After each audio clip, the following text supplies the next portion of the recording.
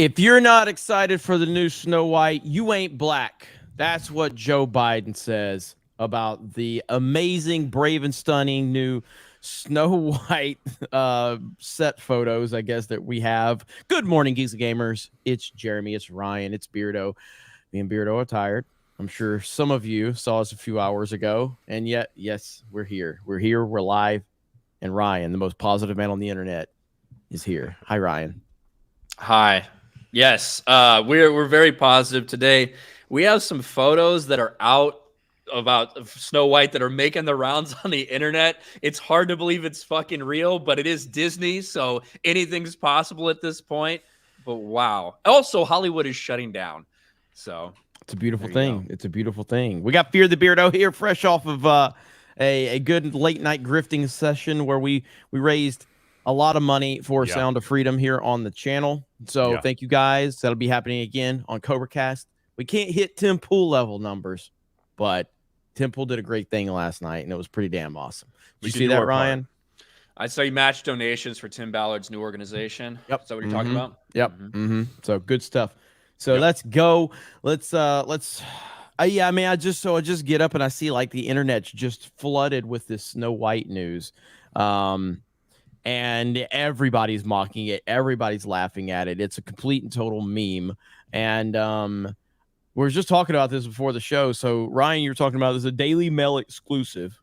So, Daily Mail broke this story, and it's just caught everywhere now. Everybody's talking about it.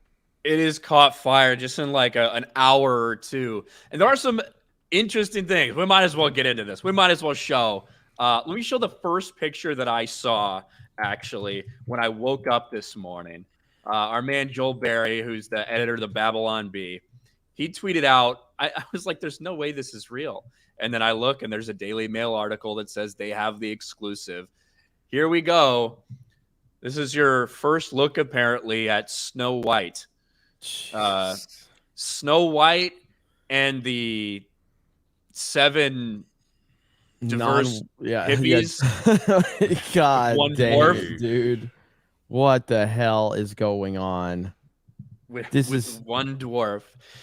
Now, again, this is coming from this. I hate Daily Mail because you're always inundated with a bunch of ads, but exclusive Snow White and the 7 politically correct companions. First pictures of new Disney live action remake show princess walking with diverse band of merry men and women after Roe over using dwarf actors. Again, here's my God. There's a woman. I don't know if there's any trans in here, but there's got to be a few. It's so obnoxiously ridiculous and low quality looking that it's hard to believe it's real. This is an exclusive Daily Mail article. Now, there's some questions out there because, one, Rachel Zegler is playing Snow White. Rachel Zegler, Latina, who they, for some reason, decided they didn't want to worry about skin white as snow anymore when the character's literally named as that. But this kind of looks like her from this position. There's other positions where it doesn't look like her a ton. And also, reportedly, this movie should have finished filming already. So is this footage that just got out there? What the fuck is going on? But nevertheless, it's just getting mocked and ridiculed right now. As it should. And I'm glad we're at a point where this is being universally mocked right now. Like, oh my goodness, the memes are out of control just a few hours after this hitting the internet. Is there video? I haven't seen any video. Is there video? Just this video of them walking right here. This is the only stuff I saw. Okay. Just them walking. We can watch the full video what we have here. To watch a fucking Daily Mail ad. Yeah. As all the Daily Mail is a terrible website, but they have a lot of stories that they bring to the internet. So yeah, I mean this is exactly what we've been talking about for years. Yeah, like this angle doesn't look a ton like her. But like, so this guy is reportedly Andrew, what's his name? Andrew Burnap, who plays Jonathan as the movie ditches the character of the prince. That I looked up pictures of Andrew Burnap. It looks kind of like him, so it's tough to tell. But holy shit, man. How could this possibly be a real thing? Nerd Cookie says that's not her, LOL. Yeah, you might be right, Ryan. That doesn't look anything like her. it like this picture looks a little like Rachel Zegler. This one looks not at all like her. So maybe they were just maybe it's a stunt double with filming. Who fucking knows? Here's the video in its entirety. We can watch them walk. I don't have the sound on because I don't think we really need it. Oh my god. It does look like just a parody. You know what I mean? Mm-hmm. Yeah. The question would be, why is this coming out now? Like, did this if they got this would have been from a long fucking time ago. Because reportedly they wrapped filming. Was she just smiling when she turned around and did that? That make no go back. I saw a smile on her face when she God damn it, dude. look. Why I right think she's smiling here. like well, I think she's smiling at them when she turns around. Okay. Oh my god, this is so bad. Could it be stunt doubles? Nerd Cookie says. It could be. I don't know why you'd need a stunt. Maybe they're just framing the shot. There is other stuff out there. Let's see. If we scroll down, see, that's a closer look at her. Rachel Zegler looks serene in the classic red. This doesn't look anything like her. That looks kind of like her, but that doesn't. Look at these fucking weirdos. Here's this Andrew Burnap, 32, who plays a character known as Jonathan, stands majestically. God. There's another shot of here. There's the some of the crew. Behind them, a huge camera crew tracking their movements across the idyllic English countryside. This was in England, where this is coming from. They've got a massive fucking drone here too. So there's equipment. There's like legit equipment. But at the same time, does it look like this is a Disney movie? Is there enough equipment for it to be a Disney movie? And enough people for it to be a Disney production? I don't know. One thing is for sure, with what we just saw with race swap live action Little Mermaid, with what we know about this Snow White, this version of Snow White, I mean, it's tough to doubt it at this point that this is something that Disney would do. Yeah. No, I mean, and by the way, from everything we know, Little Mermaid did lose money, right? Yeah, it hasn't even made $550 million at the worldwide box office. It will probably end a little bit over that, but not reach 600. It needed around 700, 750 to break even. Little Mermaid has lost money. Little Mermaid lost money. No matter how much spin the mainstream media and the outlets are going to try and put on it, Little Mermaid 100% lost money. And this is this going to be a wide release? Yes. So this isn't going to be a Disney Plus. No, this is a movie. This is going to theaters. Oh, baby. Bring it on. I can't wait to find out what the budgets for this piece of trash is going to be. And Disney's stock is dwindling massively within the fans, within the eyes of families and just kind of the normie crowd out there. It's dwindling big time. And the reaction to this, I can't wait for the first trailer. The first trailer for this, it could hit Little Mermaid levels. It's going to be bad. But yeah, man, I mean, we're all sick and tired of this at this point. It's all just one giant meme. And these types of projects deserve to be mocked, ridiculed, and memed consistently. Don't let these weirdo freaks on social media try to call you names. Don't let these weirdo freaks try to sit there and say, oh, you're, an Easternism, whatever. They're going to say those things because they're programmed to say those things. At the end of the day, this is trash, and it should be mocked as much as humanly possible. This is dog shit. Oh my God. This is pathetic. I keep refreshing the article, wondering if they're going to pop up, be like, correction. We're like, this is not what we thought it was. But again, Daily Mail, they don't say when. They were spotted shooting scenes in Bedfordshire on Thursday in picture obtained. See, this doesn't make any sense. I don't know. I have a hard time believing it's real. But it's out there. It's Daily Mail reported it. So if you were to ask me, if I was to see this and would not have any context whatsoever, I would think it's a meme. It's a cosplay. It's something it's people out and about doing. It is hard to sit there and think that is actually the production of this big budget film from Disney that they're going to produce. But it looks like a shitty fan film. Yeah, it really does. It really does. But with, all the characters not making sense. Yeah. So Remember, this was after. Remember all the backlash there was when Peter Dinklage came out and said that Snow White and the Seven Dwarfs was such a fucking backward story, and that they were going to take dwarves out of it, and then dwarves got really upset, and so then they were like, "Well, I guess maybe we won't take dwarves out of it." So there's one actual dwarf in those pictures. I don't know, man. It's wild to me. I don't really know what to make of this entire thing, other than it's been reported by Daily Mail. So there you go. Good Lord, what a disaster this is, man. I mean, it's everywhere. I haven't seen something catch fire like this from the meme standpoint so quickly in a long time. Like this thing blown up. How long ago did this release? Just a couple hours ago? Yeah, a couple hours ago. I mean, it is everywhere. I'm seeing accounts that don't even talk about this stuff memeing on it. You know what I mean? It's wild. The thing is, if Disney hadn't been producing such dog shit, there might be a little bit more hesitancy to believe that this is a real thing. It's true. But the way it stands, because of what we've seen from them, people don't really have a reason to doubt it. No, I mean, and I think that lends into the reaction to it right now. So it will be fun to see. Beardo, are you looking forward to the Snow White? Yeah, my excitement is off the charts. This is right on par with everything that we've seen with all these live action Disney remakes, and it's not just Disney, it's other brands that are, sister companies of Disney, just taking these beloved characters and these legacy characters and absolutely just shitting all over them, making them make no sense at all, and it just, all of them look cheap. They're all cheap and frauds, but I mean, if this is real, it's right on par. So it's kind of believable, but it's hard to believe that this is where we're at with these Disney movies, especially with where they are right now currently. And of course, we're going to talk about Bob Iger's comments. Bob Iger basically, I guess you could call Bob Iger a white supremacist and a toxic person too, because he's basically confirming everything we've been saying, for years about all their disaster that they're pulling in Disney. But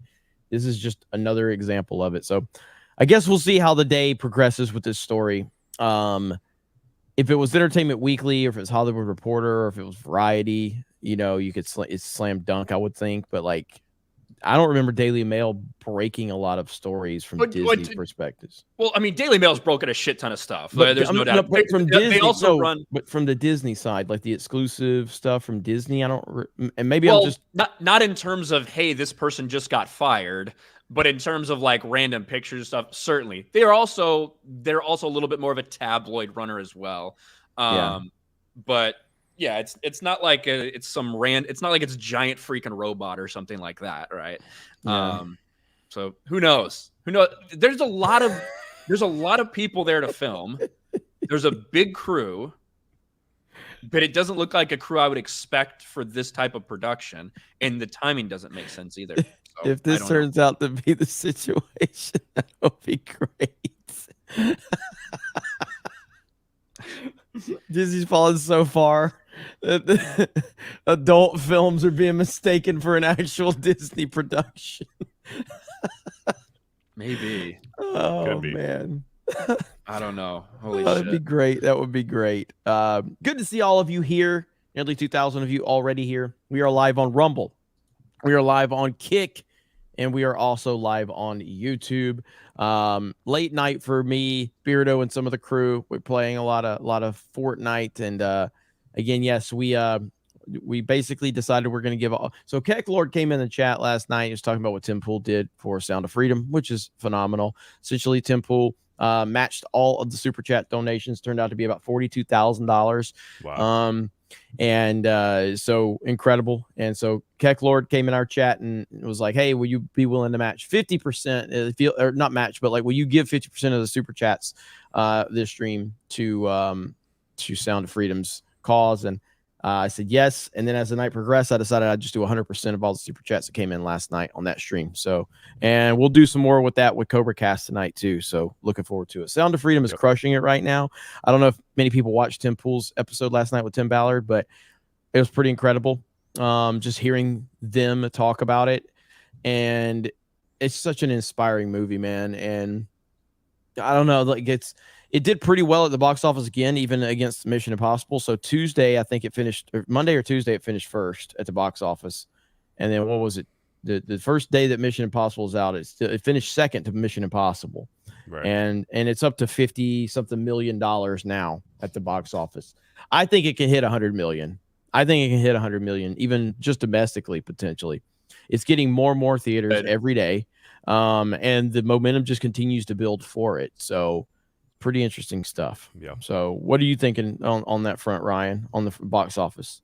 Well, I mean, it's at what, $54 million now. It certainly could.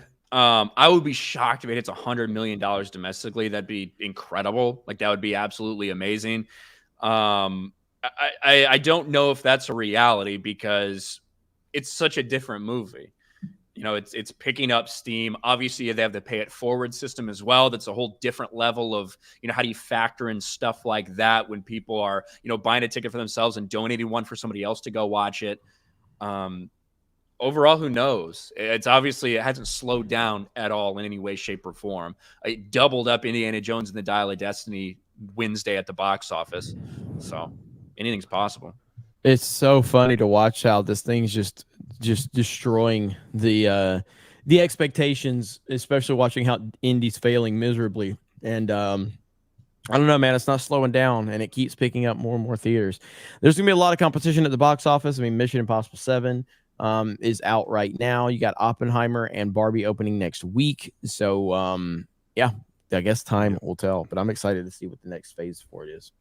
Speaking of Kick, over on the Kick side, CK Win dropped 10 subs at the very beginning of the stream. So shout out CK Win. Thank you for the support. Thank you.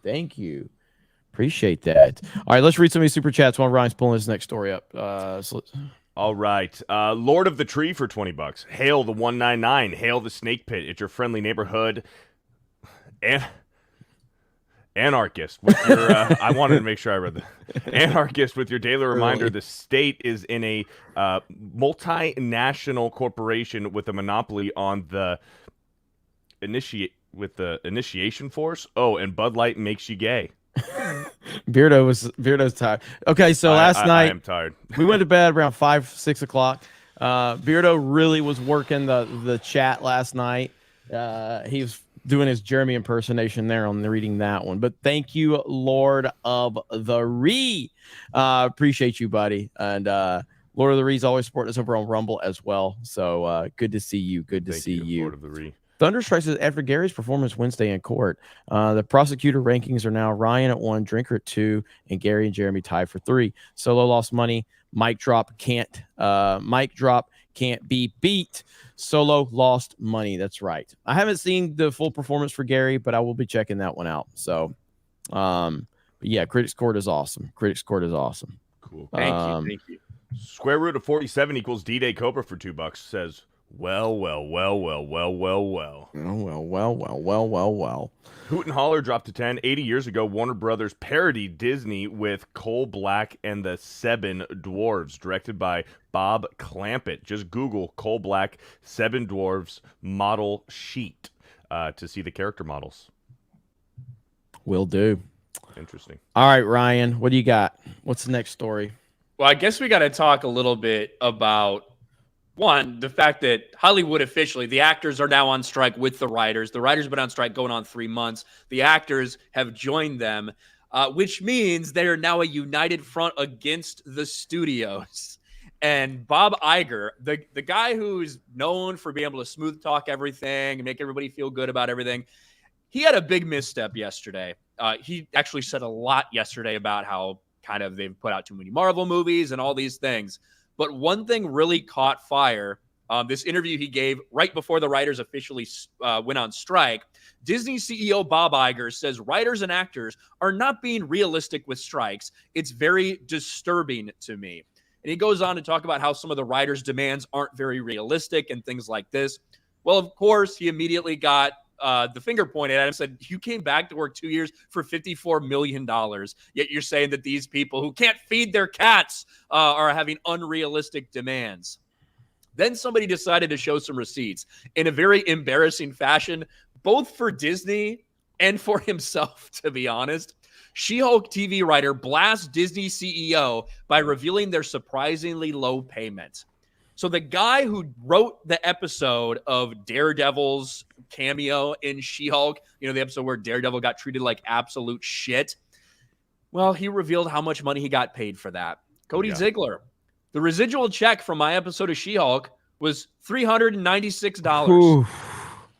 Now, on one hand, I would argue that that's probably $396 too much. That's true. Because this is a terrible TV show that got rejected by everybody on a streaming service that during the time where She-Hulk was airing, the 2 quarters that it overlapped, lost $1.5 billion in one of those quarters, and then lost 2.4 million subscribers and $1 billion in the next quarter. So if you're failing, if the streaming service isn't making money, what should your residuals really be? Either way, it's just a lightning rod of criticism towards Bob Iger and Disney for things like this. But $396, this is one of the big things they're arguing about, is residuals when it comes to streaming, while streaming's not making money. But the writers still want to get paid like they are for the TV series they get residuals from. It's just a nightmare right now. And Bob Iger stepped in it with his comments, at least from a PR perspective. Yeah, and I mean, again, this is the guy, I just don't see any scenario where Bob Iger gets this thing turned around. I really don't. Bob Iger is doing a really bad job from top to bottom right now. And historically, he's not done a bad job in terms of running the company as a business, even though he's made a lot of creative decisions that have not made a lot of people happy from a business standpoint. Historically, he's done good. But with everything going on with Disney as a whole, and then you have all of this stuff with the writer's strike, and now these comments, who would want to go work for a company like this? Now, there's still going to be mindless drones out there that will, but I mean, at this point in time, you don't really get to have a pass at this point in time anymore, even if you work for Disney. You know what you're getting into. You know what I mean? It's trash now. So many people growing up had this fantasy of working for Disney. I just want to work for Disney because it was the name, the Walt Disney Company, and it had an image and it had a history. That is no longer this company. The romantic way that people viewed Disney all of those years ago it's an understandable thing from all of that time ago. Anyone that gets involved with Disney at this point in time, you almost get what you deserve. How can you not understand? This company fucking hates you. They are not the company that you thought they were. And that's just the reality of the situation right now. And the more and more people think that they are something they're not, it's almost your fault now. They are not the company that you believed that they were. And you just have to fully understand that. They hate you. They hate the people. They hate the fans. They hate the people that work for them.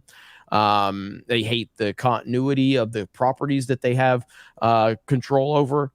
They just despise you, period. End of discussion. That's just it. So I don't see how that changes in the near future. I really don't. With Bob Iger getting an extension to 2020, what is it, 2026? Is that what it was? 2026. Yeah. And again, this is not the first time this has happened. Bob Iger has been getting extensions for as long as I can remember. This goes back to even pre-Force Awakens. Pre-Force Awakens, these things were happening where Bob Iger was supposed to retire this year. Oh, I'm going to get an extension. And of course, he stayed there. And then, of course, the whole moving aside for Bob Chapek, because it was a political maneuver. Bob Iger was never going to leave the company. That was a political maneuver. I was right about that. He returned to the company. Now here he is with another contract extension. So we're supposed to believe that Bob Iger stepped down as Disney CEO 3 years ago. And now he's extending once again. It doesn't make sense. None of this makes sense. So it's all just a big game. And Bob Iger is pocketing millions and millions and millions of dollars while they're continuing to lose millions and millions of dollars. Something doesn't add up in this equation at all. Yeah, I mean, he showed where his investment was. He put his investment in virtue signalers and people who had zero track record, didn't have anything. They were failing upwards because they wanted to control them. He wanted to put no-name directors in these high positions to direct these big TV shows, these high-budget movies, because the studio wanted to control them. But now it's self-sustaining at this point. They've hired way too many of these virtue signalers and left-wing nut jobs that if he were to want to do anything about it, he is going to get heavily ridiculed because of the stance that he took. So he's really shot himself in the foot here. I do want to see who this person was, whoever it was. Have we looked up their name with Trump just for shits and giggles? So this writer, so Cody Ziegler. yeah. I mean, he's a fucking Hollywood writer. He's written some comic books and shit like that too. But like I'm not like siding with Disney or anything. Also, that's not all he got paid, right? He got paid up front as well for work he did, but residuals are a big way in which so many of these writers end up making their money throughout the year, or even make enough to qualify to get their benefits and things like that from the union. So to do something that probably a lot of money was put into, blah, blah, blah, all this stuff, yeah, you would expect to get more than $396. But what if that thing didn't generate any fucking money? And that's the problem with streaming. This is the fight that's going on right now with writers. It's over streaming because so much of the work they're doing is on streaming, and they're not seeing the same numbers back in return as they did in traditional TV because streaming is losing money. So should they be getting that same money if the product is not making money? No. But you understand why they're upset about that. You understand why they're looking at like doing even more work than they had been doing before and getting paid far, far less because of the shift that Hollywood has had to focus on streaming. Overall, you know what the real problem is? This shit's bad. It's bad writing. It's bad quality, bad shows, bad movies. That's Hollywood's biggest problem. All of this stuff is ancillary problems to that. But at the end of the day, if something's good, you're not going to have as big of an issue. There's a reason Disney's losing billions of dollars. It's not because everything they're putting out is great. It's because most of what they're putting out is dog shit. I just looked up lots of Trump tweets from Mr. Cody Ziegler. So go fuck yourself, Cody Ziegler. Go fuck yourself. You take your $396. I make more of that on a fucking live stream. So these TDS freaks, they always, it's always funny to watch them kind of like you kissed the boot of Bob fucking Iger, and now you're crying over Bob Iger. It's fucking lovely. Never fucking fails. Never fails. Do you guys see a future in the next, I don't know, year or two where Disney just completely pulls the plug on Disney Plus and says, yeah, that was a failure. We're going to try something else? No, they're too committed. They're too committed to Disney Plus as a whole. And unlike a lot of like the Paramount Pluses of the world and stuff like that, they do have the influx of capital, even though they got a lot of fucking debt. They got the influx of capital to continue to keep it going and continue losing money until it becomes profitable. Unlike a lot of these other ones. So they've put too much in it at this point, and they've committed too much in it. I think so too. I don't know how they get out of this, man. I really don't. Like, they are in a bad spot right now. They really need to drain it all, throw it all away, and start over. And they can't do that. They can't. And it's kind of like what you talked about with the activists that they've hired. It's just they're too deep. They're in too deep. They can't do it. Way too deep, man. There's too many of them. They would get severe ridicule from that side that they've been pandering to, and it would be catastrophic. And it's glorious. They deserve it, man. So absolutely, watching it unfold has been great, and I'm okay with that. We did get some gifted subscriptions. We got hang on, I know we got one from I think it was Abaru dropped 5 gifted Geeks and Gamers memberships. Thank you. We got Jay Tapia gifting a Geeks and Gamers membership, and I want to say Subhuman dropped 5, although I don't see them on the back end. It's doing that thing, Ryan, where it messes up and doesn't show them. Doesn't make any sense, man. Nut Bunny. Oh no, never mind. He didn't gift. He subscribed himself. But I think it was Subhuman that dropped 5 earlier. So he did. Shut up. Yeah. Yep. Subhuman did drop 5. There we go. Thank you. Thank you, Subhuman. Appreciate you guys. Shout out. 11 new members already. 2,400 people here. And again, we're on Kick, we're on Rumble, we're on YouTube, and we're talking about the disaster known as Disney. And it ain't getting no better.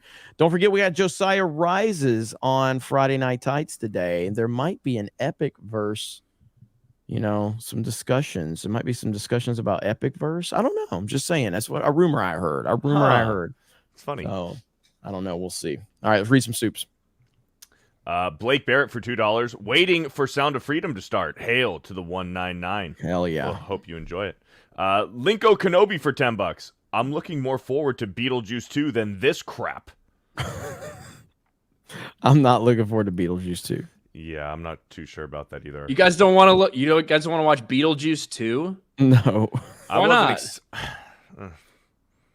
I mean, are you looking forward to it? I'm not a big Beetlejuice guy, but why aren't you looking forward to Beetlejuice 2? God, the first man. one was just such a cult classic. It's like one of those ones, just like leave it alone. Yeah, I have no desire to see a Beetlejuice 2. Although it is weird because there's a lot of movies that it feels like movies are trending in a better direction, even though Disney, Marvel, and DC seems to be trending in the wrong direction. Overall, movies seem to be trending in a pretty good direction. So I guess time will tell. But yeah, I don't. They didn't race swap him, you know. Huh? Michael Keaton's back. So they might as well. I'd rather them do that so I can make videos out of it and roast them. That'd be a little hard to make Michael Keaton at 71 all of a sudden black. You ain't black. The Argonauth for $5. This Snow White has Witcher blood origin written all over it. What the hell is this? What the hell is this right here? Here we go. What is this? I saw that a few days ago. What? I don't understand. Look at Ryan back there. Look at Ryan back here. I'm a sphinx. I'm like a wall painting. Like somebody just took mud and just painted me on the wall. I don't get it at all. Oh man, with my sunglasses. There's old what's his name? What's his name, Ryan? The smoking guy. The guy that Cash Caster. Yeah, look at that. I love you guys. Legion of Memers always on point. So damn good. All right, continue on, Beardo. Oh, go ahead. How is I'm still like updating this Daily Mail article, like wondering if they're gonna come out and say anything about it. It's just fucking wild. Yeah. We'll see. So your gut feeling right now? You think I don't think it's real. I don't think it's real. Like that's what my gut says right now. Okay. I'm like very uncertain about it. I mean, I put out a video this morning, fucking just like laughing at it. That's got like a shit ton of views already. So I guess I'll make another one whenever they update this and we know whether or not. But again, it's just there's a lot of things that don't add up. Yeah. But we'll see. Time will tell. Time will tell. Eudite for $10. CNN has an article about Disney and Universal losing money, but all figures they give are just for Disney. They quote Iger's saying there's no sign that DeSantis has anything to do with the losses. Which one was the quote Iger's saying there's no sign that DeSantis has anything to do with the losses. Yeah, look, Bob Iger's I think do we still think he's positioning himself for a political run in 2020? Now it's 2028 now at this point. Yeah, I think he's going to be too old. He probably will be too old. But I felt like Bob Iger was probably positioning himself for a 2024 run, but clearly he's not now. But I was wondering if that's what he was going to do. So he is a politician. Is Jeremy drinking a new brand called Coke Soy? It's vanilla Coke, and it's amazing. Vanilla Coke is the GOAT, all right? And anybody that says differently doesn't know what they're talking about. Jay Salty Taint for a 199. Happy Friday to the chat and you all. 199. 199. Thank you. Peter Sharon for $10.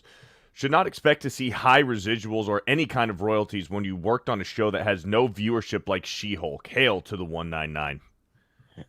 All right, Cherry Coke's good too. Cherry Vanilla Coke is really good, chat. Cherry Vanilla Coke is really good. I get Cherry Coke at the movie theater. That's why I drink Cherry Coke. I don't know why.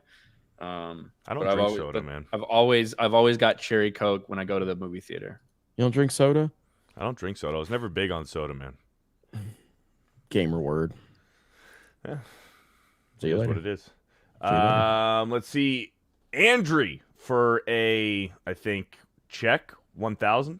Says the best part of Mission Impossible 7 is Haley Atwell. Gosh damn!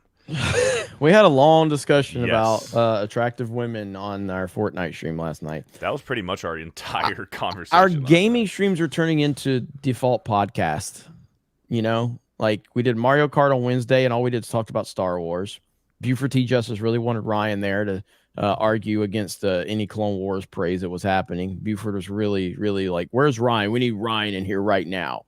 So there was a lot of Clone Wars praise going on.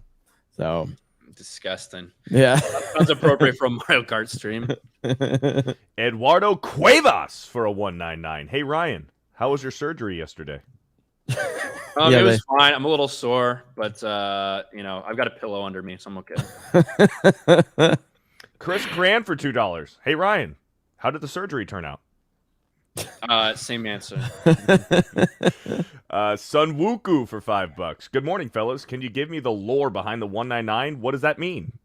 This happens every other stream now. So, if you are on Twitter, go to my pinned post. If you still need the answer by the end, I'll play it at the end. But basically, it's just something that we memed, and we memed it into reality. It blew up, and now it represents all of G&G, and Ryan loves it. Sandstorm for $2. What's up, Sandstorm? Says more like no white 199. No white. Is there any? Yeah, there. Oh, I guess there is a white dude. There's two white dudes in that cast, right? There was the bearded white guy and then the soy-looking white guy, right? And the dwarf looked white too. Dwarf was white. What a disaster. Okay, what's our next story? Well, I mean, the next one in general, I guess we can talk about what Bob Iger said about Marvel. I don't know if you missed, or I don't know if you saw that or not, Jeremy. Yes, I did. But, I did. Yeah, let me pull up that article really quick. While you're doing that, we got over on Rumble. Let's see. AP from the Hills says, Jeremy, there is a future in Disney if you work in their trafficking department with their secret gay agenda team. Yeesh. Ouch. Ouch. Yeah. Let's see. Tatone says, saw Mission Impossible in IMAX last night, planning to see Sound of Freedom this weekend. Thank goodness woke dog shit is failing across the board. Hail the 199 and make America great again. Thank Hell you. Yeah. Thank you, guys. Appreciate it. You guys really liked it, right? What's that? Mission Impossible? Oh, yeah. Oh, yeah. I liked it. I don't think my issue, I didn't, the villains, his motivations, like the tying in from all this time ago kind of felt way out of place, but that's neither here nor there. I actually like the villain himself. It was just like the way they tied him into the story. But this Mission Impossible had more references to other ones that have happened than I think any other one in the franchise. Like they were pulled. Kittredge is from the first one, right? He's from the first fucking Mission Impossible movie. Okay, so we were talking about that. We were talking about no spoilers. No spoilers. If that guy had been in a Mission Impossible movie before, in the very first one. He's the no. Oh, Kittredge. Kittredge. Okay. Yes. Kittredge. We're talking about, right. Talking about Gabriel. Gabriel. Yeah, I think that's an addition. Yeah. Yes. Okay. Yes.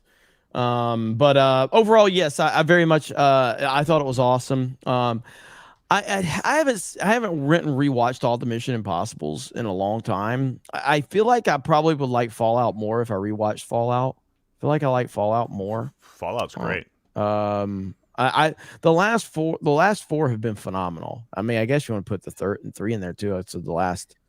I don't think 3's phenomenal. I think 3's solid. I think 3's really good. And again, I haven't seen these in a long time. I haven't done a full rewatch of the entire series in a long time.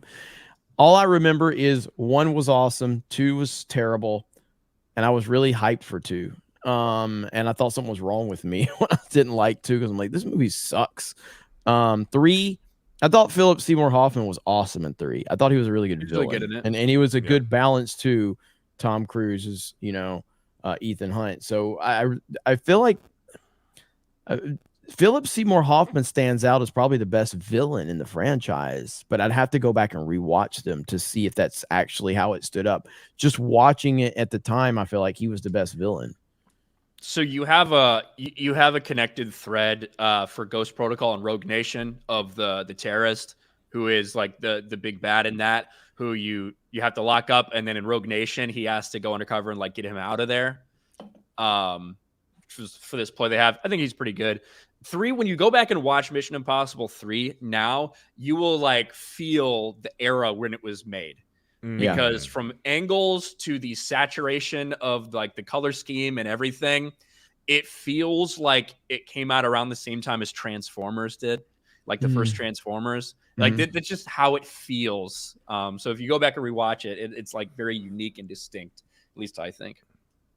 But this franchise just continues to crush it. So yeah.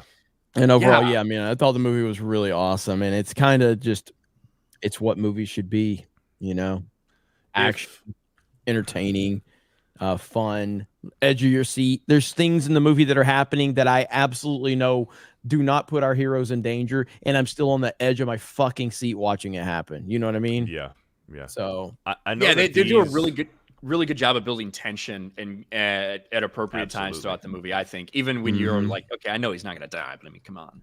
Yeah. Well, there's a part 2. You know he's not going to die, but still, I mean, the tension was there. Do you guys think that if both this one and the next one both make $1 billion, that they really end it there?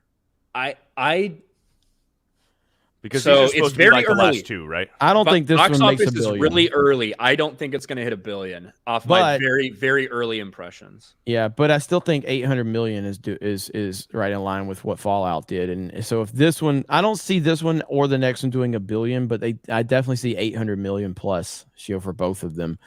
And at that point in time, like Tom Cruise will be what, 63 by the time the next one probably. Yeah. I think if this movie had come out at a different time, it might have a better chance of making $1 billion, to be honest with you. I feel like the release is not great for it in terms of how much other shit has come out and how much other shit is about to come out. Yeah.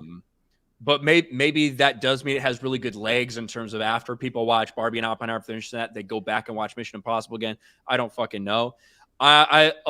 So the opening couple days have been a little weaker than I expected them to be. The Tuesday, Wednesday, Thursday. Obviously, it's a weird time with Tuesday previews, but we'll see what it does Friday, Saturday, Sunday. If it hits that 90 to 100 million 5-day that they were hoping, then it could still potentially have legs. I don't know, though. We'll have to see what happens. And then with Oppenheimer coming out next week and Barbie, and again, those are 2 films that are drastically different, but they're going to take up the entire movie-going audience from both perspectives. You know what I mean? You've got the normie general audience, and you've got the, you know, the kind of the Nolan hardcore audience. And then Sound of Freedom is pulling people in too. So there's a ton of competition right now. A ton. So Drew, outstanding in field. Thank you for covering Sound of Freedom each day. It's making a difference. I saw it on 7-5 and gave $500 in tickets before leaving the movie. After I got paid, I donated a whole movie screening for $1,000. Wow. Strike while the iron is hot. Give it legs. Mission Impossible 7 and Sound of Freedom 1 and 2 this weekend. Dude, that is awesome. And that's the type of stuff, man, that's gonna, I think, continue to elevate this film, man. And again, you guys know I meme on Tim Pool a lot. Like, go watch his episode with Tim Ballard last night. It was fantastic. It really was. And you know, it'll definitely inspire you to want to support this movie even more. It really is incredible. Really is. Richard Miller says Snow White and the Village People. God dang it. Have we discussed the Oppenheimer first look yet?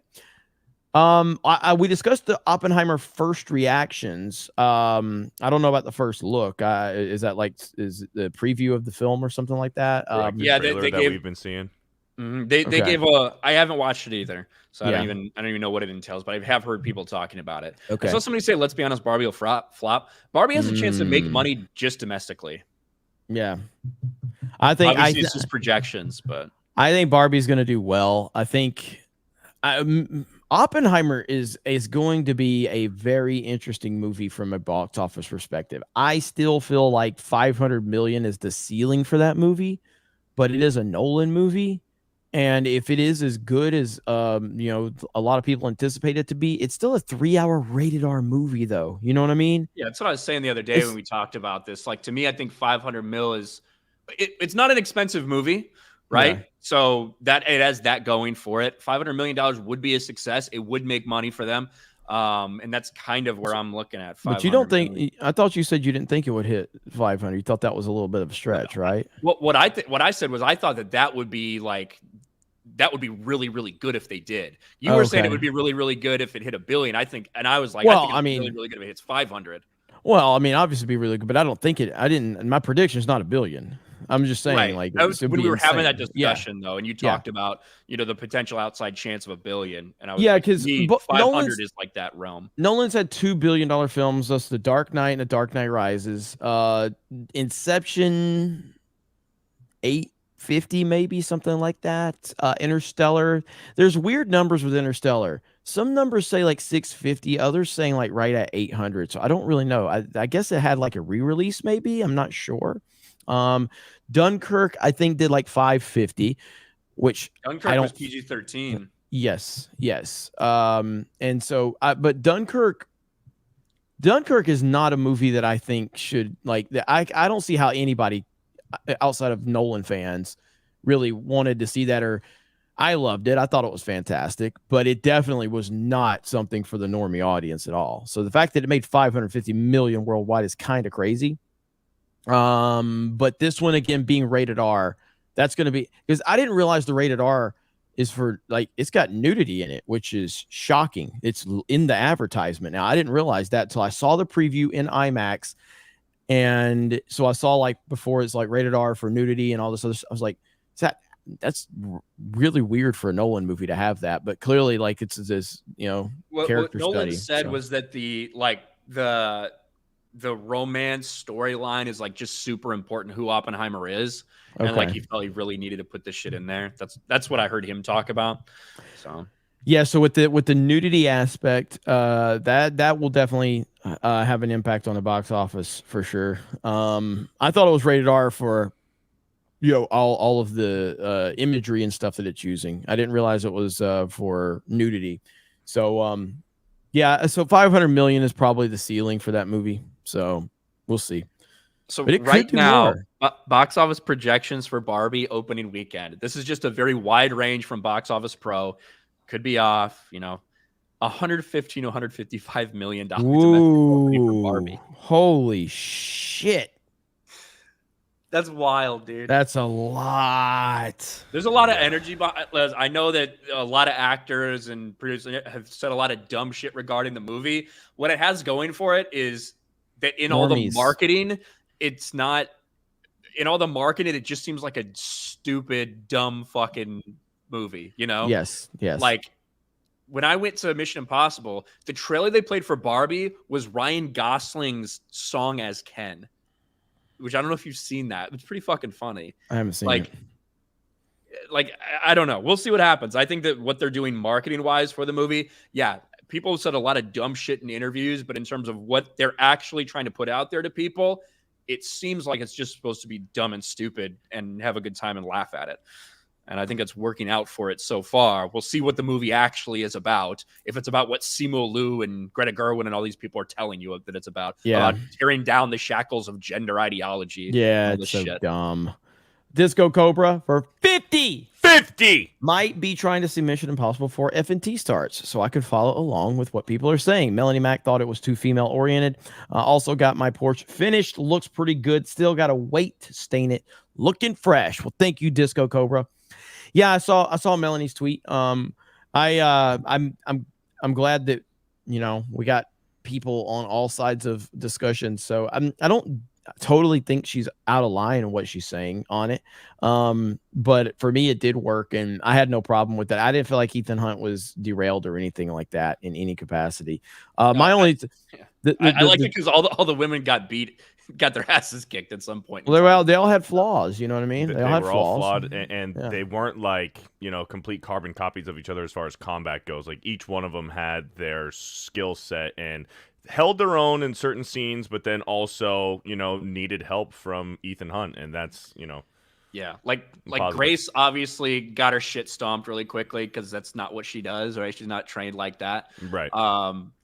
Ilsa is trained like that, and still, right, we saw it happen. And then the Terminator chick. Paris, Yeah. is that her name? Paris. Yep. Like, it's not really a fucking spoiler, right? It's Ethan Hunt. It's Tom Cruise is gonna fucking win. But when they have that alley sequence where Tom Cruise is outnumbered and she has a weapon, he still ends up prevailing. And we saw what happened there. And that's his decision that he makes there ends up really helping him at the end. Yep. But yeah, I didn't think nobody is better than Ethan Hunt in this movie. And I think that a lot of the combat makes sense to me. So Yep. I agree. Let's talk about fucking. Let's talk about fucking. Oh, okay. We're Oppenheimer, full frontal. Full frontal. All right. We've been talking for a long time about the disappointments in Phase 4 and now Phase 5 of the Marvel Cinematic Universe for a variety of reasons. One, absolutely the fact that it's no longer a big event with 4 Marvel movies and about 10 Disney Plus series seemingly coming out every year. It seems like you're always being inundated with shit, but that's the problem. It's that it's dog shit for the most part.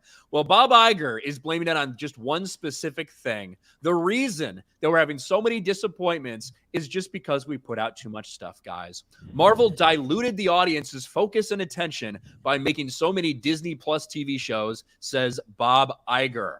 Now, this is a grand quote about all Disney in general, his feet being held to the fire a little bit, being asked about these box office disappointments. Bob Iger says, there have been some disappointments. We would have liked some of our more recent releases to perform better. It's reflective, not as a problem from a personnel perspective. Hey, shout out Kathleen Kennedy. But I think in our zeal to basically grow our content significantly to serve mostly our streaming offerings, we ended up taxing our people way beyond in terms of their time and their focus, way beyond where they had been. Marvel's a great example of that. They had not been in TV business at any significant level. Not only did they increase their movie output, but they ended up making a number of television series. And frankly, it diluted focus and attention. That is, I think, more of the cause than anything.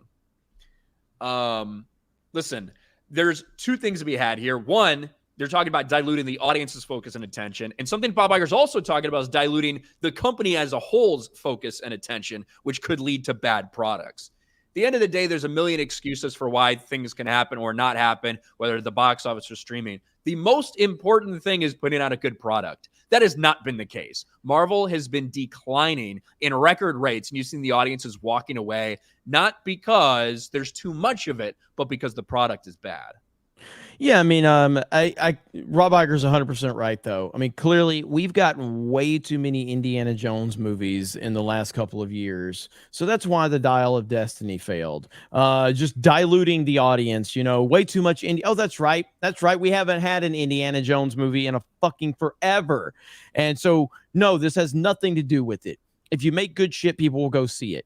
You have destroyed all of this. Again, where's Star Wars at? What's the last time we had a Star Wars movie? When's the last time that happened? In 2019? You know what I mean? So if you brought a Star Wars movie out right now, what would happen? It would more than likely fail miserably because Star Wars sucks under Disney. The entire direction has sucked under Disney. It has nothing to do with diluting the audience or anything like that. And so, yeah, I mean, this is just more excuses from a politician named Bob Iger. That's all this is. But what he's doing is confirming everything we've been saying for so long. You have ruined this stuff. All of this is so bad. The Disney Plus stuff is terrible. It feels like they just needed content. And so they were just willing to just throw anything they could on that platform and feeling like, hey, it's Marvel. It's the Marvel Cinematic Universe. People are going to eat this up. They love it. And that's just not the case. You're finding out the hard way that the fans, once again, were right. And you, once again, were wrong. And until you stop hiring, again, what we talked about earlier, what Beardo brought up, until you stop hiring activists, this is going to continue. It's not that complicated. There's no such thing as too much good stuff. There's just not. There's just not. There's no. I personally would rather not have a lot of good stuff, but from an audience standpoint, if you give them good stuff, they're going to continue to come back.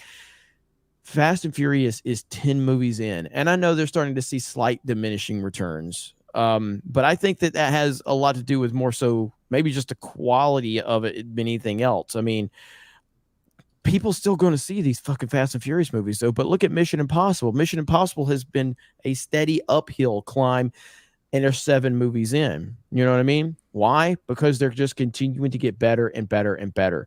And there's no such thing as too much good stuff. There's just not. So I don't feel that way at all. What do you think, Beardo?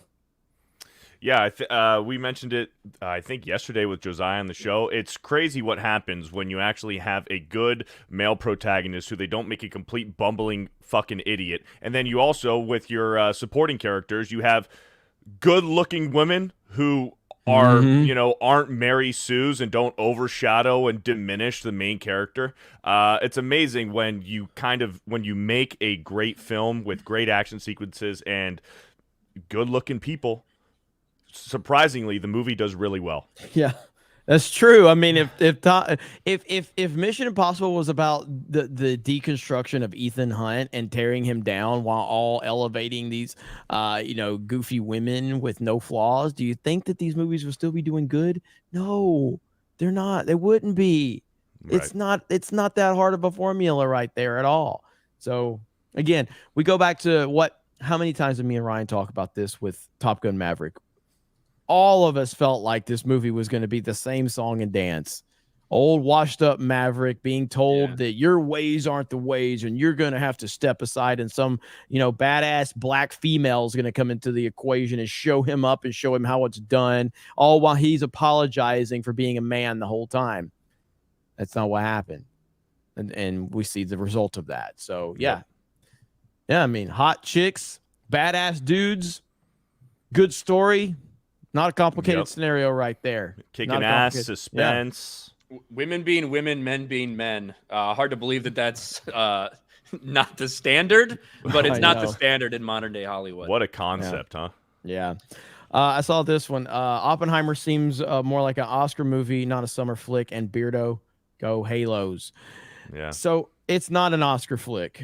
It's not an Oscar flick because it's a Ryan Kinnell cast. All right. Again, if you look at this cast, what are we seeing here? They won't qualify for an Oscar. That's a Ryan Kinnell cast right there. All right. There's no way. This is a hell of a cast too, by the way. We showed this the other day. Yeah. There's people in here I didn't even know. I didn't even know like Josh Hartnett. Where the fuck's this guy been for the past 10 years? And he's popping up in Oppenheimer. Josh Peck's in it. Obviously Robert Downey Jr., which if you look at the previews, he's almost unrecognizable in the previews. You know what I mean? Obviously Matt Damon's in it. Gary Oldman's in it. Casey Affleck's in it. Just a hell of a cast. Kenneth Branagh. Alden Ehrenreich. Solo. They got Gustav Skarsgård in it. Holy shit. Where? Gustav, right next to Branagh. Is that right here. The less famous Skarsgård brother? I actually have no fucking idea. There's like there's like 5. Is there like 5 Skarsgård brothers? Well, he also could just not be related to them. I don't know. He could just have another with a last name like Skarsgård. I mean, there's not too many of those out there. Gives me another Norwegian actor. Hell of a cast, though, but that is a Ryan Kinnell approved cast, and the Oscars are not going to nominate that cast. Rami Malek, he's Egyptian or some shit, right? I think so. Somewhere There's over your diversity. There. There's your African representation. Oh man, it's good to have somebody like Nolan that doesn't, do the diversity bullshit in the casting. But again, there's people complained about Dunkirk. They're like, "Where's all the diversity in this movie?" Like, oh my God, they weren't there. Even the authenticity of it all. Yeah, exactly. God, but So I don't think that movie will qualify for at least the big award seasons because I think the new diversity requirement gets implemented. Yeah. So Nolan's never gonna win a fucking Oscar at this rate.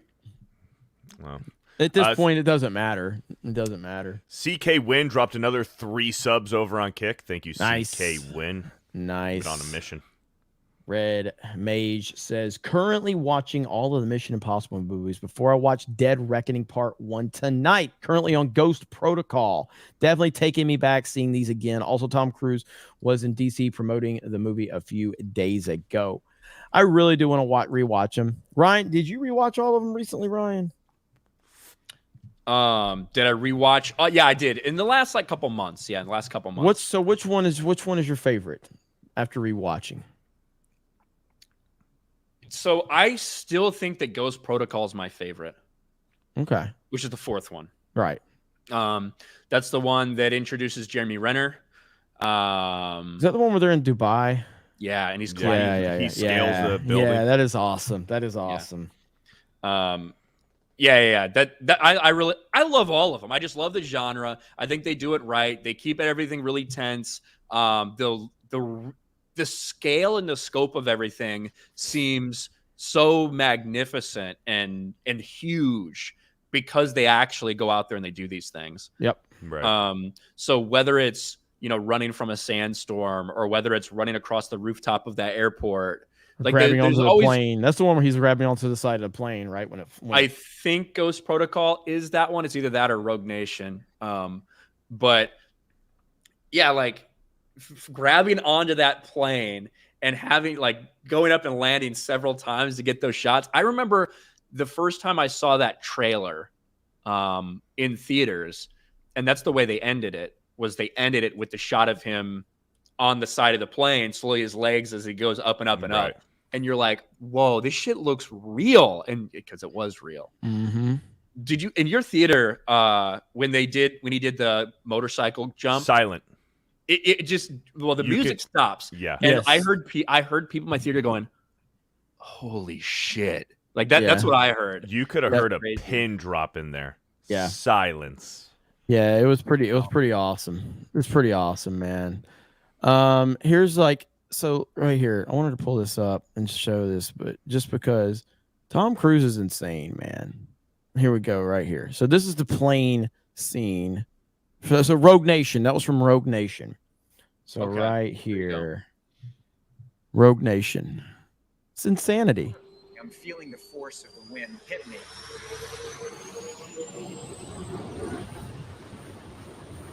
I'm actually scared of this. Bro, what the fuck?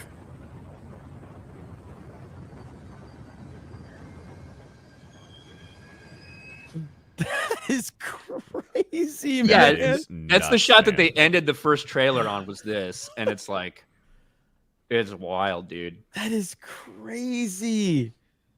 That doesn't even make any sense. I'm clinching right now, bro. That's terrifying. And he did it 6 times or whatever, That's unbelievable. That is a movie star. That's the definitive movie star, the greatest action star of all time. And it ain't even close. Unbelievable, man. So good Lord. I haven't watched the behind the scenes version and forever. Just makes me appreciate him that much more. But yeah, that scene, the ramp scene in the movie, it looked so good. And the fact that a lot of times seeing behind the scenes stuff doesn't, you don't want to see it at least previous. Yeah. This seeing the fact that he really did all of this stuff, I think it makes it so much more impactful when you see it in the movie. You know what I mean? It makes it so much more impactful. Well, so Simon Pegg tweeted he tweeted out, I think, a video from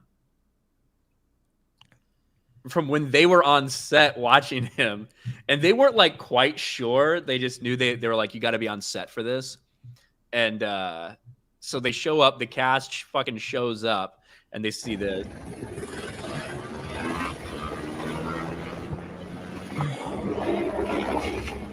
what the fuck?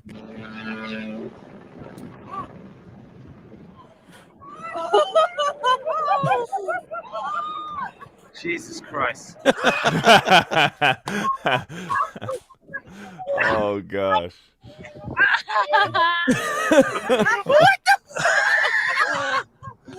He was kind of Well, he was flailing a little bit. Is that all right? Like they can't believe like this is what's happening. But holy fuck. And you can see this is obviously a shot that didn't make it, right? This is probably one of the earlier ones, but you can see his arms are flailing a little bit. He's trying to regain balance, probably because it was a weird launch for him. But holy fuck, dude. Unbelievable, man. Unbelievable. What a legend. Insane, what a man. legend. That's unbelievable. I don't even know how to process that because there's no way, you know. The man, though, the man. All right, let's catch up on some soups. All right. Andrew CR for a check 1,000 says snow pour and the 7 crackheads. Ryan, if you needed, I know you needed to bounce shortly after, so if that's all of our topics. Yeah, that's it. Okay. So I'll leave when I have to. Okay. Quantum DeLorean for a 199 says nothing. Nothing. Thank you. Christian Rocker for a 199 says, why does Disney have black kids out in the field? The way you said that just made me laugh. I don't know why. I don't know why. A mentee. A mentee for $5. Holy crap! The Snow White pics looks like a meme of bad family Halloween photos. Why does Disney have black kids out in the field? Yeah. I just keep looking at the fucking pictures, man. It's like, so someone confirmed that Rachel Zegler, at least as of a couple days ago, was in London, in the UK. So I don't know. Well, speaking of Rachel Zegler, Arthur Brown for $2 says we need pictures of Rachel's feet. Sure, they're out there. Ryan, Brie Larson's feet made me a lot of money on Cobra Cast the other night. Congratulations. A lot of money. What was it? Brie Larson's feet matters. So it was bad. Yikes. It was bad. Yikes. Nerd cookies for $5. To be fair, most fantasy properties are so generic nowadays that it wouldn't be surprising if even the crew couldn't tell the difference. Yeah, and it's wild, man. If it turns out this is completely and totally legit, I mean, well, one, we were already probably gonna stand to profit a lot from this thing bombing, but holy shit, it's gonna be worse than we thought. If those are the real 7 dwarves and Joseph or Jonathan, whoever the fuck that is, who's standing for the prince, Joseph. Travis World for $5. Makes sense why Bob Iger was talking about selling some assets. Ryan will fix her feet. who cares about feet, man? Bro, her feet are a problem, man. They're a problem. Bro, if we ever need to fucking like jet ski out of somewhere and we don't have skis, fuck. Her feet are a problem. Imagine sitting down on the couch, though, and watching a movie or a TV show with her, and she kicks her feet up on your lap. Yeesh. She can wear socks. Who the fuck cares? Oh, man. I'm not sure if the socks would cover up that fungus smell. My cum smells for $2. Perhaps we treated Star Wars and the Huntsman too harshly. Star Wars? You mean Snow White and the Huntsman? Oh, fuck me. Perhaps we treated Snow White and the Huntsman too harshly. When I saw SW, I just went to Star Wars. Oh, is that what he put? He put Star Wars and the Huntsman. Oh, he put SW. Okay. I wish Chris Hemsworth would have been in Star Wars. Let's see. Here we go. This is the reaction right here. There we go. Gary's excited. So, yeah, this is bad. This is really bad. God. Is this real?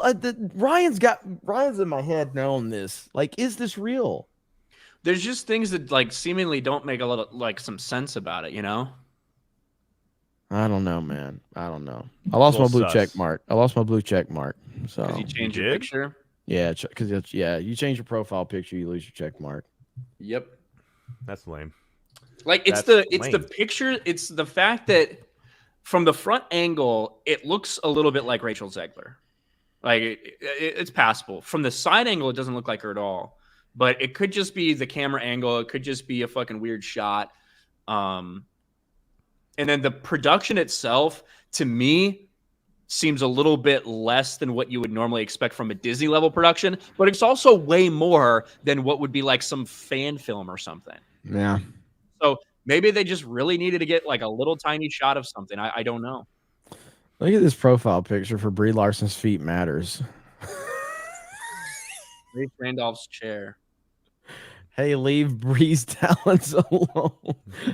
It's just the what is it? Wolfram Heart. Wolfram Heart, yeah. True Vintage for $5. This movie is going to be the greatest unintentional comedy of all time. Speaking of that, right? God, this movie is going to be so bad. It's going to be so bad. Grizzly Nightmare for a $1.99 says the 10th Kingdom looks better than that crap. Everything looks better than that crap. Unknown for a $1.99 says Beardo's excitement is over 9,000. Beardo's really excited. He texted me this morning, so I was like, "Do you see this? This looks fantastic." Taker for $2. Can we get Snow White memed in time for FNT? I'm sure there'll be a lot of memes. D-Day McLean says, thanks so much, D-Day Cover, for showing my meme today. Makes my day to see you guys laugh. Hail, Geeks and Gamers. Hail right back at you, man. Appreciate Hail. that. Hail. James Norman for $5. Did you see Cillian Murphy and Emily Blunt had to go home from the Oppenheimer premiere? They had to walk off of the premiere because when the strike happens, there's a laundry list of things you can't do, including promotion. You can't promote. You can't go to a convention. You can't go on a podcast and talk about your movie. Like, there's some very legit rules when it comes to the union rules during strike. That's wild. Which is crazy. one of the, I mean, and that's probably, to be honest with you, you saw the Barbie premiere happen, I think a couple days before. Maybe they tried to move that up specifically for that reason. I don't know. Yep. What a complete and total disaster this whole thing is. So now there's some stuff that's happening in the UK that is continuing on.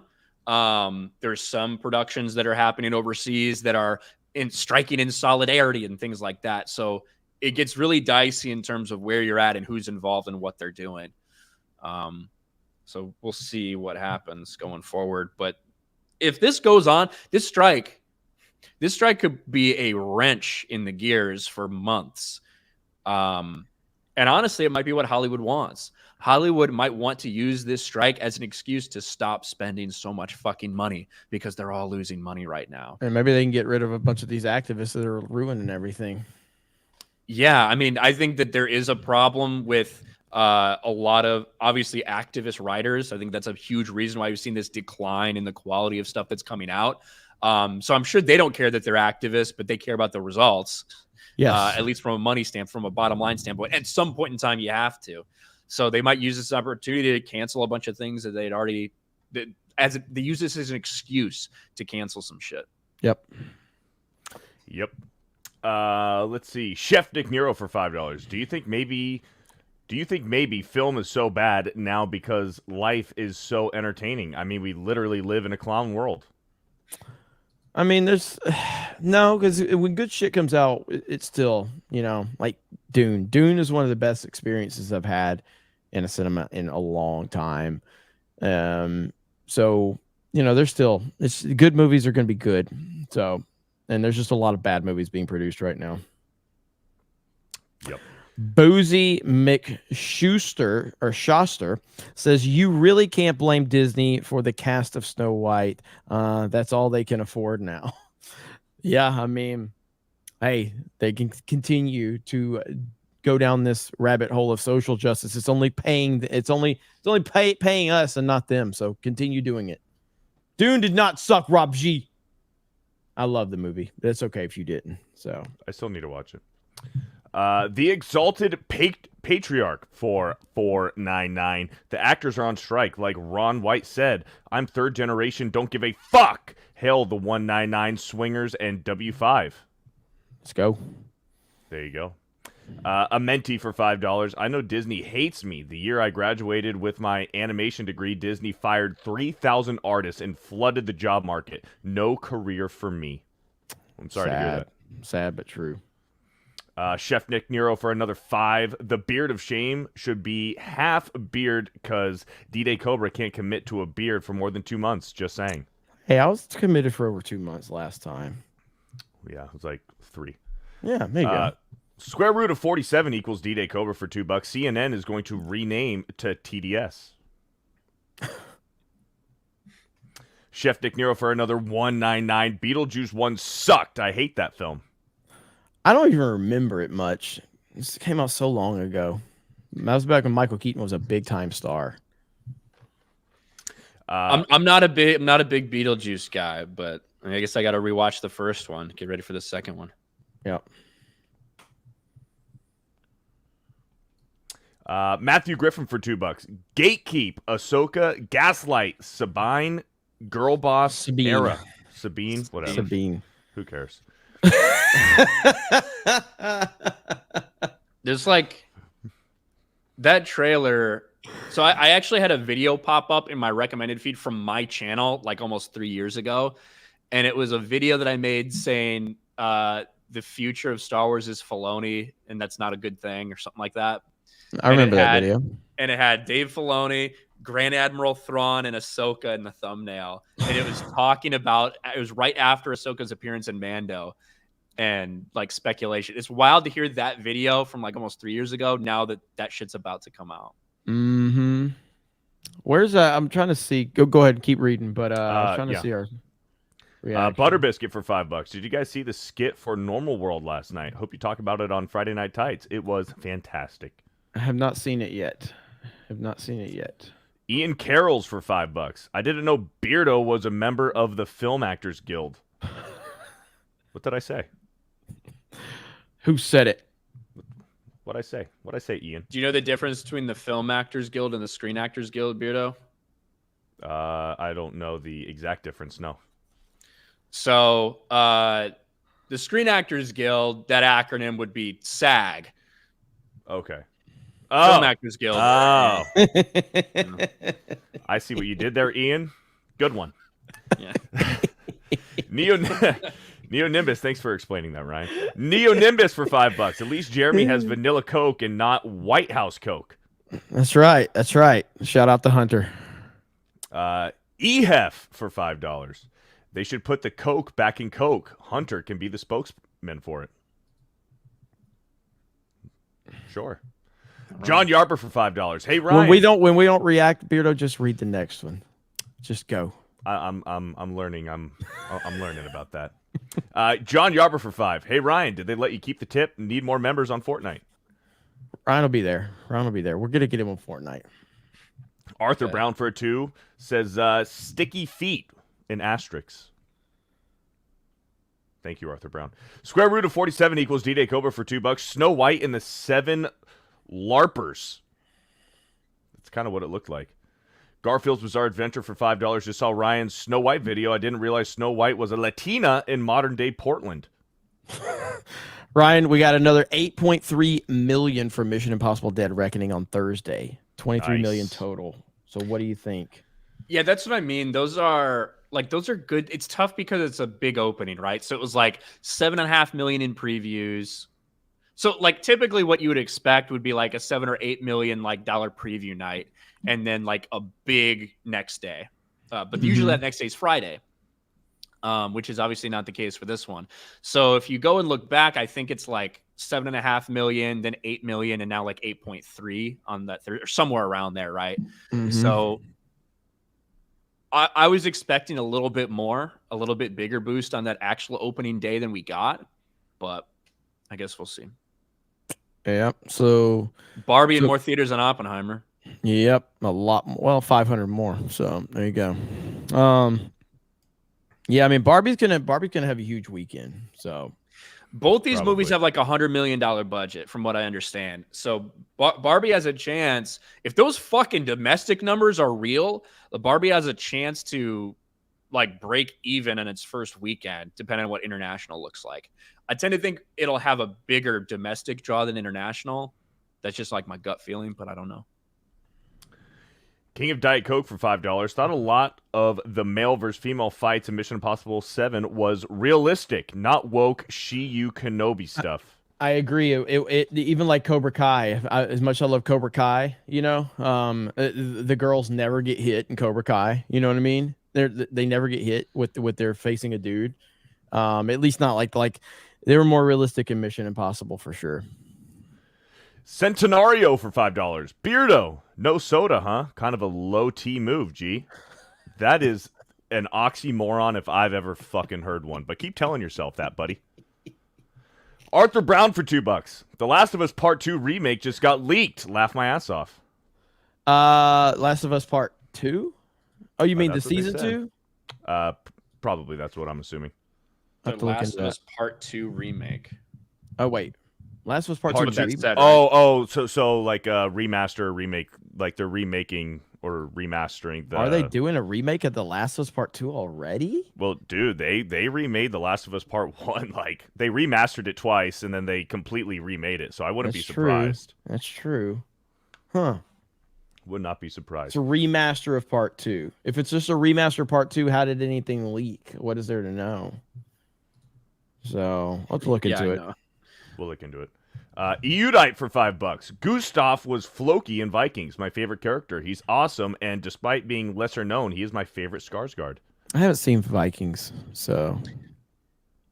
Yeah. So it looks like a Last of Us Part 2 PS5 re-release with new content may have been leaked by the game's composer. So yeah, you're talking about just a generic fucking, hey guys, buy this again. We added like 3 more random things to it. Yeah. Now you can fucking finger blast Abby or something. Who knows? Just Nova for $5.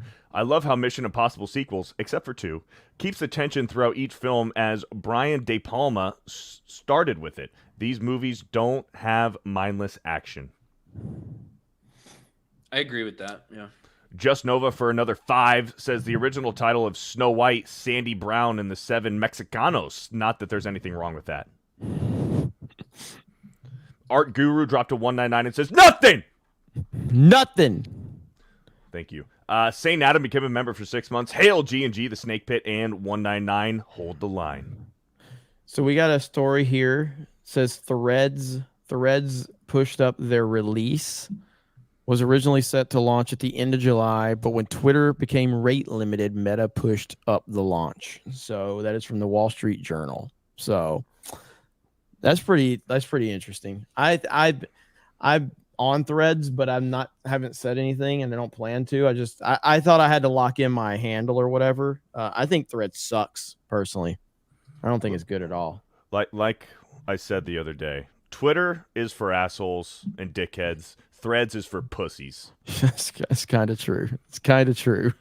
Stephen Wasick became a member for 2 months. Never thought I'd be happy about Hollywood going down in flames, but here I am. Hail to the manga, anime, YouTubers, and indie creators. Let's fucking go.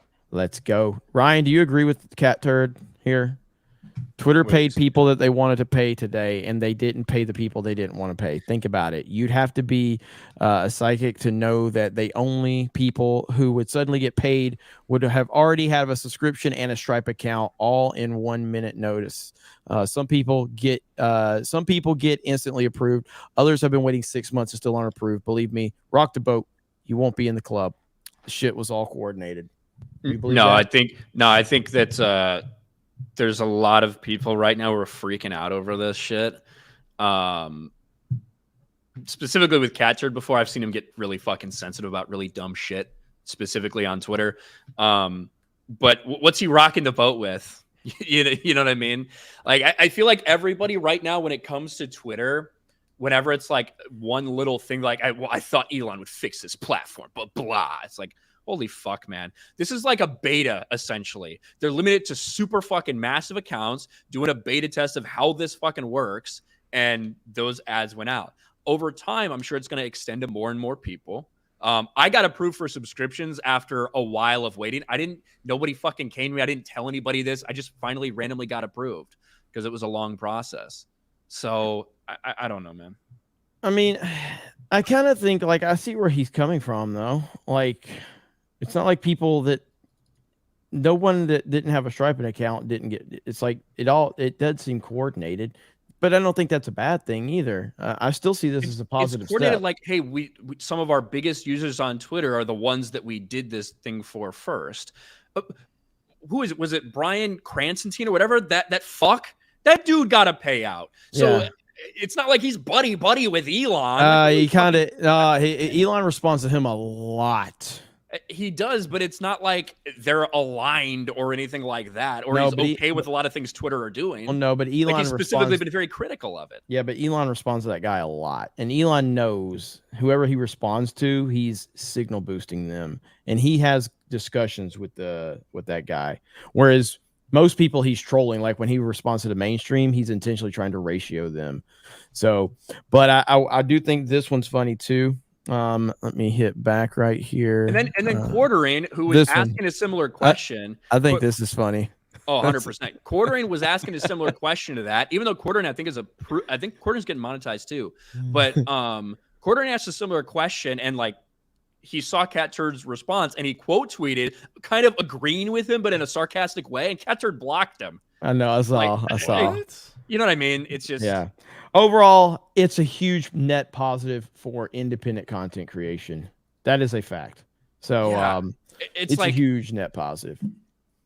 Because the fact that people everyone's so fucking salty about like not getting a part of this first like wave of payment. It's like, holy fuck. One, it's a whole brand new thing that has like never happened before for anybody. And eventually, hopefully, they'll get it worked out, and it'll trickle down to a lot of other people, and that'll be a fantastic thing.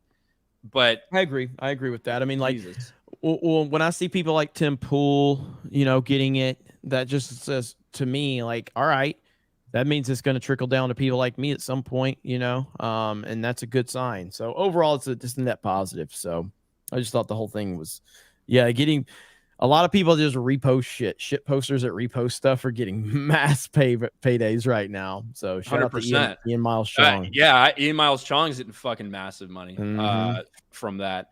And hey, a lot of people are now going to be getting paid for Twitter. So if you thought fake fights got started, just wait till now. Right. Holy crap. Dragon Dan became a member for 1 month, says Snow White and the 7 Baby Daddies. Beetle Johnson for 1 month says, why she dressed like an angry bird. Jester of Roanoke for 1 month says Disney is out of money. They straight up got these clothes from Goodwill. I laughed so hard I almost felt guilty, like it's laughing at a short bus now. It is really bad. Before movies sucked for $10, my sister took her boys to see Sound of Freedom in a medium-sized town here in Canada last night. All showings were sold out, and the line wrapped around the block. More than just America is waking up. Hell yeah. I as soon as we find out international numbers, that's going to be really interesting. So like in terms of like if it's going to open and all that, And a quick shout out to our Kick audience. We are just 27 followers away. Just 27 from hitting 2,000 over there. So if you guys are watching on YouTube and haven't made a Kick account, Kick isn't going anywhere, and we are going to be streaming a lot on Kick. So go ahead and follow us over there. Nice. Hamsters and elderberries for 1 month. I know it's a bit off topic, but did you watch the Tim Pool last night? Powerful interview with Tim Ballard. You are awesome, Jeremy. Long live the 199. Yes, it was awesome. I highly recommend everybody go watch it. It was great.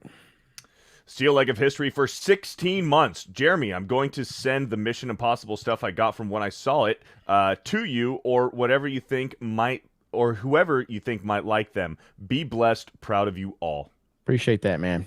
Cool. Thank you, Steel Leg. Shaker Maker for 16 months says PSA 2 chat. Plenty of us play games later in the day in the G&G Discord, mainly Fortnite. Come on and visit and hang out with us in the voice channels. Here we go. Join our Discord if you haven't. And mods, you can drop a link. Cam Man, you can drop a link to it. Nut Bunny for 2 months. I'm being traumatized by their clothes. Stuart Hamilton gifted 5 Geeks and Gamers memberships. Thank you, Stuart Hamilton. Jama the Llama joined. Thank you, Jama. Bruce gifted 5 Geeks and Gamers memberships as well. C.D. Beckel became a member. Thank you. Andrew Wardna renewed for 5 months as Miles Members Morales milestone. Okay. And Captain Clean for $1 over on Rumble says, does they get what they deserve for working with Disney sentiment count for people who still buy tickets to Disney movies and parks? After all, you are financially supporting the same company. What's the problem with the Discord authentication, Bashy? Is it because of the phone number? We have to do that to protect from spam bots. There's a lot of spam bots that come in there and overrun the Discord. If that's the problem. We just got a few more super chats to knock out here. John Yarber for 5 says, Beardo, the longer your beard gets, the more your hairline will recede. Well, let's hope not. So did Ryan get to keep the tip from his transmission surgery? Yes. Thank you, John Yarber. Arthur Brown for $2. Half of the time, Twitter doesn't even load replies for me. That's probably a you problem. Are you on iOS or Android? Yeah. I don't know what's going on there. I don't have a lot of problems out of Twitter. Taker for $5. Beardo, can you give us your reaction to the Disney board extending Iger's contract? Something with like, you fucking idiots! Sure. SBZ for $2. Snow White and her 7 top-tier OnlyFans. Yeah, chat looked like it was broken for a minute, but it's back. We're back. Steven Wasick for $5. There's a fight going on between Can Man and someone named Gabe in the chat. It's getting wild. Can Man's the real MVP of the chat. So Can Man can hold his own. Can Man can hold his own. He's a good mod and a good shit talker. Yep. 199 Cultist for 199 says 199 199 199 199. Thank you, 199 Cultist, and I believe we're all caught up with that. All caught up. So another extremely positive Geeks and Gamers Daily in the books. Again, thanks for following over on Kick. Thanks for following over on Rumble. Appreciate that. Great crowds on both of those platforms as well as here on YouTube. And we got Friday Night Tights here in a little while. Josiah Rises. Maybe some epic verse stuff to talk about. It will be interesting. And I'm sure we're going to have a deep dive into this Snow White situation. Maybe we'll have an update to that story. Maybe not. I don't know. Ryan, what do you got going on? Nothing. Making more videos on my channel and Sports Wars. That's about it. There you go. Beardo. Yeah, I think I'm going to go ahead and go live here playing some games in just a little bit, maybe like 30 minutes to an hour before FNT starts. So do a short little gaming stream over on my YouTube and Kick. So follow me there. Fear the Beardo and everything. There we go. All right, guys. Thank you so much. Appreciate all the support. Have a great day. See you for Friday Night Tights and then Cobra Cast later on D-Day Cobra. Have a good day, and we will talk to you later. Bye, everyone.